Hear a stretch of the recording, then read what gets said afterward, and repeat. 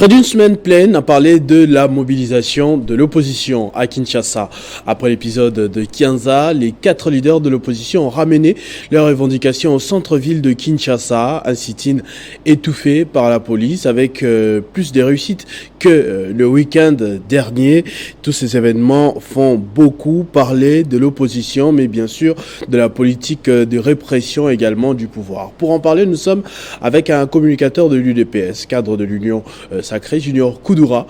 Il est également analyste politique et on va parler de cette situation, mais également des élections qui pointent à l'horizon à quelques semaines pratiquement, avec cette ambition de Denis Kadima de ne pas reculer.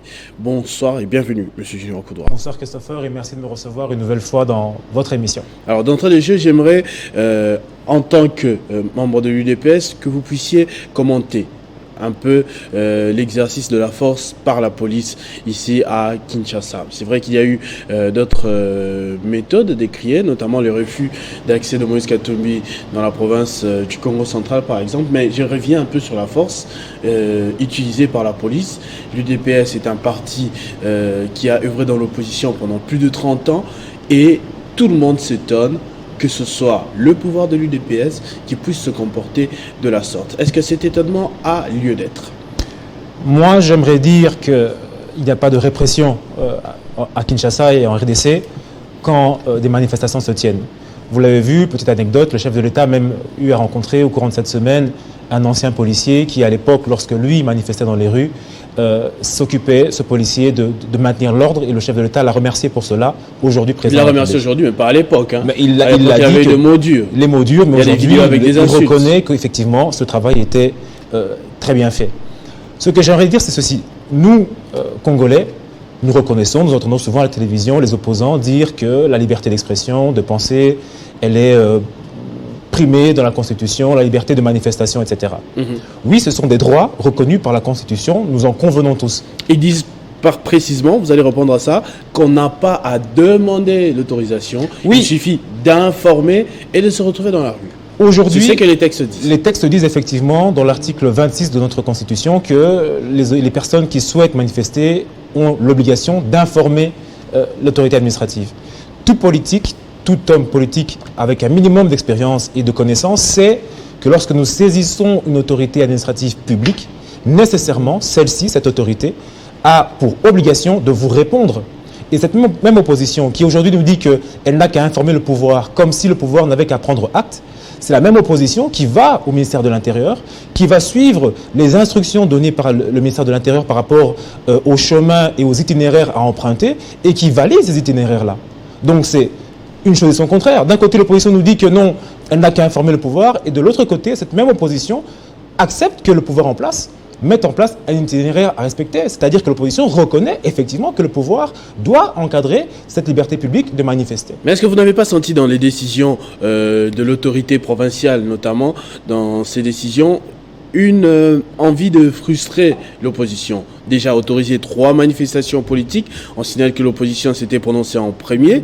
Il y a eu les 2 autres manifestations qui n'ont connu aucun problème sécuritaire, 0 blessé. Seulement l'opposition, en dernière minute, en 24 heures, après avoir mobilisé, on vous demande d'échanger brusquement d'itinéraire. Est-ce qu'il n'y a pas un peu de la provocation derrière? Il n'y a aucune provocation. Aujourd'hui, les échauffourées qu'il y a eu sont également, on a vu les images, un enfant malmené. Les policiers qui ont été responsables de cela ont subi les conséquences de la loi. Mais on a vu aussi des populations instrumentalisées par l'opposition pour créer des désordres. Aujourd'hui, l'idée que veut faire passer l'opposition en RDC, et j'aimerais bien que vous me suiviez attentivement, c'est que l'opposition veut nous faire croire que la liberté de penser, de manifester, elle est supra-constitutionnelle, supranationale et qu'elle prévaut sur toute autre considération légale du pays. Or, les articles de notre Constitution qui prévoient effectivement ce droit de liberté de penser, de manifester, de se rassembler, stipulent précisément, dans chacun de ces articles, il y a une formule consacrée qui dit que ces libertés existent à condition que soit respectée la loi, l'ordre public et les bonnes mœurs. Ce qui veut dire que notre Constitution à nous, elle met comme principe sacro-saint, non pas le droit de manifester, mais le devoir de respecter l'ordre, les bonnes mœurs et les lois du pays. Et qu'à condition du respect de l'ordre, des bonnes mœurs et des lois du pays, à ce moment-là, les populations auront le droit d'exercer leur droit civique, c'est-à-dire la manifestation. Et donc aujourd'hui, comme tout État responsable, dès lors que le droit du pays, l'ordre public et les bonnes mœurs sont menacés, comme tout État responsable, cet État restitue l'ordre dans le pays. Et donc, dans cet état des causes, dans cet état des choses, il n'y a donc aucune répression, mais simplement de l'ordre qui est mis dans le pays. Et c'est super important. Mais est-ce que on peut dire un peu en quelque sorte que l'opposition actuellement qui dit être étouffée est en train de réussir son coup de toutes les façons? C'est-à-dire qu'il y ait marche ou pas, qu'il y ait une mobilisation suffisante ou pas, mais on a vu la police sortir les muscles. Nécessairement, toute manifestation, qu'elle ait de l'ampleur ou pas, doit être encadrée par les services de l'ordre. Il en va de la sécurité intérieure du pays. Qu'il y ait 10 personnes ou pas, ou des milliers, nécessairement la police est présente. On l'a vu lors de la manifestation ou du sit-in au niveau de la CENI, il y a même eu plus de policiers que d'opposants et de manifestants. Et tout s'est bien passé. On l'a vu dans différentes justement, on dit que ces manifestations. policiers devraient se retrouver ailleurs, notamment parce que le pays a beaucoup de problèmes de sécurité. Il y a des territoires qui sont passés sous contrôle des rebelles. Ces forces de l'ordre pouvaient servir ailleurs, là où on en a plus besoin que devant des gens main vides. Non, nous nous rendons compte que la police prend à cœur la sécurisation de tous les Congolais, opposition majorité. L'opposition saisit la police ou le ministère de l'Intérieur pour dire que nous avons un sit-in. La police prend ses dispositions, estimant que 4 opposants politiques qui se mettent ensemble pour faire un sit-in, ça suppose qu'il y aura des masses. Mais malheureusement, on constate aujourd'hui qu'il y avait plus de policiers que d'opposants. Donc les opposants n'ont pas réussi à mobiliser alors qu'ils sont 4 réunis. Donc vous regardez dans le miroir, vous dites que ces 4 figures ne vous font pas peur. Non, vous qui soutenez Félix Tshisekedi, vous ne pensez pas que ces 4 peuvent lui causer des soucis? Nous ne regardons pas sur l'opposition, nous regardons le préparatif des élections, nous regardons les bases, qu'elles soient mobilisées, nous regardons les partis politiques qu'ils soient mobilisés, que les cadres soient mobilisés, que les prochains candidats se mobilisent. L'objectif, c'est d'accorder au chef de l'État une majorité lui permettant de dérouler son programme et donc de ne pas être dans les mêmes méandres et difficultés qu'il a eu lors du premier mandat, du fait d'une majorité instable. Avant qu'on arrive aux élections, qui est le sujet de revendication, j'aimerais que l'on revienne un tout petit peu sur les acteurs. Hein. Oui. Il y a eu des élus nationaux, des élus provinciaux brutalisés également parmi les manifestants. Il y en a même un en ce moment qui est en train de comparaître encore pour outrage au chef de l'État. Ce sera la 40e personne passée devant les tribunaux pour une telle situation, alors qu'on connaît le président de la République démocrate. Effectivement. La Constitution, article 107, nous dit qu'un député, dans l'exercice de ses fonctions, ne peut pas être poursuivi ni arrêté. Mais la Constitution dit dans l'exercice de ses fonctions. Ça pose la question de savoir quelle est la fonction d'un député. Est-ce que sa fonction, c'est d'insulter le chef de l'État? Je ne pense pas. Est-ce que sa fonction, c'est de stigmatiser une ethnie spécifique au Congo qui est au pouvoir aujourd'hui? Je ne pense pas. Est-ce que lorsque ce député fait cela, est-ce que le lendemain, le Congo se porte-t-il mieux que la veille? Je ne pense pas. Aujourd'hui, le rôle d'un député, son rôle, c'est à l'Assemblée nationale, ce n'est pas dans la rue. Le député, son rôle, c'est de réformer et de se battre pour la population pour que les choses changent de l'intérieur, au niveau de l'hémicycle. Si un député estime que le social du Congolais est à terre, ce député-là, son rôle, c'est d'aller à l'Assemblée, se battre, travailler de manière intellectuelle pour faire une proposition de loi, de manière à donner plus de pouvoir d'achat aux populations, de manière à donner plus de travail aux populations. Si un député estime que l'emploi ne fonctionne pas bien au Congo, ce député-là a pour travail d'aller à l'Assemblée, de se battre pour que sa proposition de loi passe en loi et donc de la faire voter pour que, notamment, l'emploi des jeunes soit favorisé, que les conditions d'emploi soient beaucoup plus laxistes aujourd'hui dans le secteur privé que ce qu'elles sont aujourd'hui, que les CDD et les CDI soient beaucoup mieux encadrés par les textes légaux qui nous régissent aujourd'hui, etc., etc., etc. Si les populations estiment, si les députés estiment qu'aujourd'hui, d'un point de vue sécuritaire, il y a des difficultés, il en vient à ces députés-là d'aller au Parlement et de défendre des propositions de loi pour qu'elles passent en loi et de manière à ce qu'elles réforment les questions et les difficultés sécuritaires. Donc, en d'autres termes, ce que je veux dire, c'est ceci. Le rôle du député, c'est de réformer le pays de l'intérieur. Ce n'est pas de manifester pieds nus dans la rue, ce n'est pas d'insulter le chef de l'État ou toute autre autorité, ce n'est pas de bafouer l'ordre public, ce n'est pas de stigmatiser les ethnies au pouvoir comme si le lendemain, le Congo irait beaucoup mieux. Le rôle du député, c'est de réformer les choses à travers des propositions de loi, c'est de légiférer. Et donc, dès lors que les députés ne comprennent pas ce travail-là, on en vient à des situations regrettables comme celle-là, mais qui imposent le respect de la loi.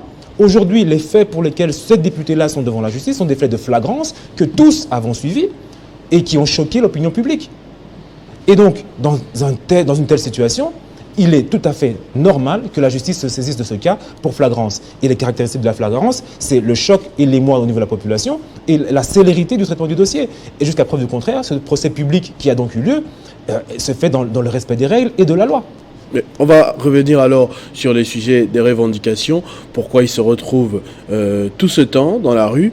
C'est parce que justement, ils ne pensent pas que les choses telles qu'elles sont actuellement peuvent nous mener à un processus électoral crédible, à un scrutin crédible d'ici décembre. On remet en cause, délicatement, on remet en cause le choix des experts qui ont été mis en place pour l'audit du fichier électoral, entre autres. Est-ce qu'ils n'ont pas un tout petit peu raison, d'une manière ou d'une autre? Mais mon cher Christopher, moi je ne comprends pas. Vous étiez, à supposer, nous prenons une personne qui était manifestante. Vous étiez dans la rue, vous manifestiez. Vous avez été élu député et vous restez, au lieu d'exercer votre mandat de député et de changer les choses de l'intérieur, vous restez dans la rue. Et donc, ça a deux conséquences. Au niveau de la députation, vous ne faites pas votre travail.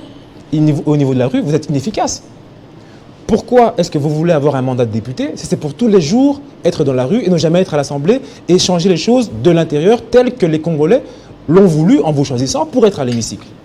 Aujourd'hui, les revendications, comme je l'ai dit, elles peuvent être légitimes. Moi, je ne dis pas qu'aujourd'hui, il faille que tous soyons derrière le chef de l'État. Mais je dis qu'en tant que député, et c'est là qu'aussi la population a un rôle prépondérant à jouer, c'est de bien choisir ses élus pour que ces élus fassent le travail pour lequel ils ont été élus. En tant que député, quand vous estimez qu'aujourd'hui le pays ne fonctionne pas, dans tel ou tel secteur, il vous revient d'aller faire des travaux chez vous, de travailler sur comment réformer ce secteur, proposer des lois de manière à modifier ce secteur. Mais quand on propose que ça marche sur une pas, embellie. et quand on propose que ça marche pas, est-ce qu'il ne faudrait pas penser c'est à une le jeu autre démocratique. initiative? Si vous n'avez pas de majorité, mais que vous êtes dans l'opposition, c'est clair que vous avez moins de chances de faire passer vos réformes. Mais si vous êtes dans la majorité et que vous êtes un député qui se bat pour que dans sa circonscription les choses changent, eh bien les choses changeront. Mais aujourd'hui, ces députés-là qui sont tout le temps dans la rue, on nous dit, par exemple, pour ces députés-là qui insultent le chef de l'État, qui stigmatisent les populations, j'aimerais poser une question. Combien, eux qui disent que le social ne marche pas, l'emploi ne marche pas, la sécurité ne marche pas, la jeunesse souffre, combien de propositions de loi ont-ils ne fût-ce que proposées pour que l'emploi fonctionne mieux, le social augmente, la jeunesse se retrouve mieux? En 5 ans de législature, combien de propositions ont-ils fait concrètement pour dire qu'effectivement, ce député-là, non seulement il est dans la rue, mais il s'est battu pour la population? Qu'est-ce qu'il reste de ces députés-là à l'issue de leur mandat? Rien du tout. Aucune proposition de réforme, aucun prémisse d'un travail intellectuel de députés tels qu'ils ont été élus. Ils disent, oui, nous voulons réformer les choses, mais est-ce que c'est dans la rue, quand on est que député, vous réformez les choses, ou c'est dans la production législative? Moi, je pense que c'est dans la production législative que les choses changeront en tant que députés. S'ils veulent faire de la manifestation, ils peuvent être des syndicalistes, ils peuvent être à la société civile, mais en tant que députés, quelle est la trace qu'ils laisseront dans l'histoire? À part invectiver, à part stigmatiser les populations, en tant que députés, ils ne laisseront aucune histoire, aucun bilan, aucune proposition législative, que ce soit sociale, sécuritaire, économique, sanitaire, aucune. Et donc, c'est un échec de ces députés-là, et donc de la manière dont nous choisissons nos députés aussi. Nous, Congolais, nous avons cette responsabilité-là, et cette culpabilité-là. Mais vous parliez tout à l'heure du président de la République qui, bon, on le sait, a l'habitude de réagir à ce genre de choses. On l'a vu traiter les manifestants ou encore les leaders de l'opposition des voyous, par exemple. En Chine, en s'adressant à la diaspora, il prend ça à cœur, il parle de guerre, de bataille qu'il ne va pas perdre. Est-ce que vous pensez que c'est une réponse à la hauteur de ce qui se passe? Est-ce qu'il ne devrait pas rester justement au-dessus de la mêlée au lieu de le chef de l'État, nous sommes s'adresser... On accuse le président d'insulter son peuple tout le temps. Non, nous sommes à 6 mois. Bandoki, des voyous, mais non, mais nous sommes Nyangalakata. Non, mais déjà, quand vous êtes devant la justice et que vous êtes condamné pour un crime, vous êtes appelé criminel. Ça, c'est pas Félix Tshisekedi qui le dit, c'est la loi qui le dit. Mais quand vous volez, la loi, le texte congolais dit que vous êtes un voleur. C'est la loi qui le dit. Et donc le chef de l'État, comme tout Congolais qui lit la loi et qui lit la Constitution, connaît le même vocable que vous et moi, nous connaissons. Mais aujourd'hui, le chef de l'État, vous dites qu'il est prêt à se battre. Mais la politique, c'est quoi? C'est la conquête, c'est l'exercice, et c'est la conservation du pouvoir pour l'intérêt public. Et donc, la conquête suppose la bataille. Mais une bataille démocratique, pas une bataille dans la rue. Le chef de l'État l'a dit, l'opposition veut une chose et son contraire. Je prends un exemple. Les CID dit depuis 5 ans, nous voulons la vérité des urnes, nous voulons la vérité des urnes. Nous sommes à 6 mois des élections. Tout le monde se prépare aux élections, sauf cette plateforme qui est dans la rue. Plus que la vérité des urnes, c'est mieux. Nous proposons même des nouvelles urnes à travers un nouveau processus. Mais aujourd'hui, nous constatons que ceux qui voulaient la vérité des urnes et qui disaient qu'ils n'accepteraient aucun report dans les élections, à 6 mois des élections, se retrouvent être en train de manifester. Les mêmes méthodes produiront les mêmes résultats, c'est ce qu'ils sont en train de dire. Ils disent qu'avec le tableau mis en place à l'heure actuelle, il n'y aura pas de vérité des urnes. Mais que tout est fait pour un hold-up électoral. J'ai suivi sur une radio de la place un leader de, je pense, Ensemble, le porte-parole d'Ensemble, qui a dit qu'il n'avait aucun élément chiffré pouvant attester que la CENI et le schéma mis en place par la CENI étaient frauduleux et ne pouvaient pas aboutir à un processus réussi. Lui-même, il le dit. Et donc, je répète, je rebondis pour dire qu'il n'y a aujourd'hui aucun élément légal, statistique, vérifié qui puisse nous dire qu'aujourd'hui, le processus tel qu'engagé par la CENI n'aboutira pas à un processus transparent. Aucun. Il n'y a aucune preuve, aucun soupçon de preuve, aucun document, aucun argumentaire proposé par l'opposition qui puisse démontrer que voici les raisons pour lesquelles ce processus n'aboutira pas. Et donc, dans une telle mesure, l'Union sacrée se consacre à travailler sur les élections à préparer et à venir et à remporter, puisque l'objectif c'est celui-là. Ce n'est même pas la présidentielle. L'opposition elle-même se tire une balle dans le pied. Aujourd'hui, 4 opposants font un sit-in, il y a moins de manifestants que de policiers. Aujourd'hui, dans un mois, au mois de juin ou dans 2-3 mois, il y aura le dépôt des candidatures présidentielles. Imaginez si à 4 opposants, il y a un échec cuisant comme celui-ci de ce sit-in d'aujourd'hui. Imaginez la bataille qu'il y aura au niveau de l'opposition pour choisir le candidat commun ou choisir les candidats à soutenir. Mais cela n'est pas la question de l'Union sacrée. L'Union sacrée se consacre sur le préparatif des élections. La CENI, qui est indépendante et qui fait son travail de manière indépendante, a dit qu'il y aura élection. Nous prenons acte et nous nous préparons en conséquence. Et cette CENI, ce n'est pas Félix Tshisekedi qui l'a instituée. La CENI, elle est le fait de la constitution de notre pays. Alors, j'ai aussi envie de dire autre chose. Avant que nous nous lancions dans ce débat de revendications qui, j'ai signalé au départ, va bientôt prendre une semaine, voire plus, on était concentré sur des questions sécuritaires, par exemple. Là, le président de la République est allé, par exemple, en Chine pour un sujet de coopération, mais il y a le pays qui n'est plus entier depuis un certain moment. Il y a des pans entiers du pays qui sont occupés. Est-ce que l'on a arrêté de réfléchir pour le pays des deux côtés, hein? Je ne parle pas seulement du pouvoir en place, même de l'opposition, et on veut à tout prix accéder à la magistrature suprême. Aujourd'hui, la question, c'est un dilemme, la question des élections nationales, elle est fondamentale. Si le chef de l'État n'avait pas fait les élections, l'opposition aurait dit, il y a glissement. Deuxième chose, pour le chef de l'État, ça aurait été un second mandat ou un glissement ingérable parce que l'ingérence occidentale, parce que des demandes de dialogue et donc de partage de pouvoir au niveau de l'opposition, parce qu'on aurait été de crise en crise, etc., etc. Les efforts qui sont faits au niveau de l'Est du pays sont faits pour protéger l'intégrité territoriale de la RDC. Entre-temps, de par le fait de la Constitution, nous sommes contraints d'organiser les élections coûte que coûte parce que la Constitution nous l'oblige. Le chef de l'État étant garant de la Constitution et respectueux des textes, s'efforce de le faire à tout prix, quand bien même il n'y aura pas une élection parfaite parce qu'il n'y en a jamais eu, que ce soit en Afrique ou en Occident. Mais aujourd'hui, la Constitution nous oblige à maintenir ces élections-là, et donc nous allons les maintenir et faire en sorte qu'elles se tiennent. Le ministère des Finances mobilise les fonds, le gouvernement s'y attelle, le projet de loi portant répartition des sièges a été déposé et est aux mains du ministre de l'Intérieur. Nous sommes contraints de le faire de par des raisons politiques, mais aussi idéologiques.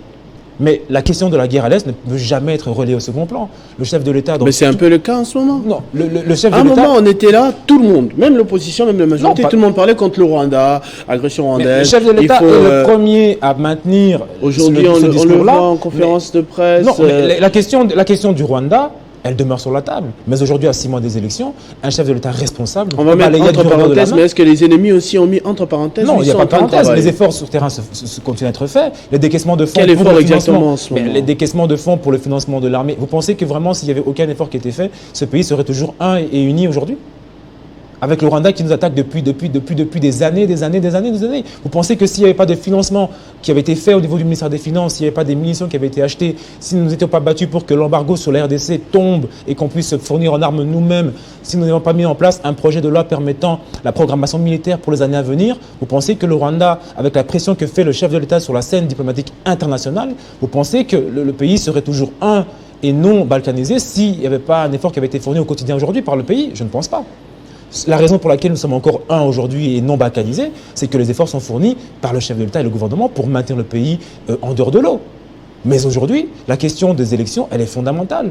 Non seulement pour la stabilité du pays, mais aussi pour la question à l'Est. Parce qu'une insécurité, une instabilité politique bénéficierait aussi aux pays de l'Est qui voudraient s'accaparer des richesses du Congo. Et donc, pour l'intérêt du pays, il faut de la stabilité. Cette stabilité passe nécessairement par un processus électoral. Et ce processus électoral, nous le ferons, tant bien que mal, dans un contexte de guerre qui n'est pas relayé, mais qui est parallèle aux besoins et aux nécessités d'organiser un processus électoral crédible.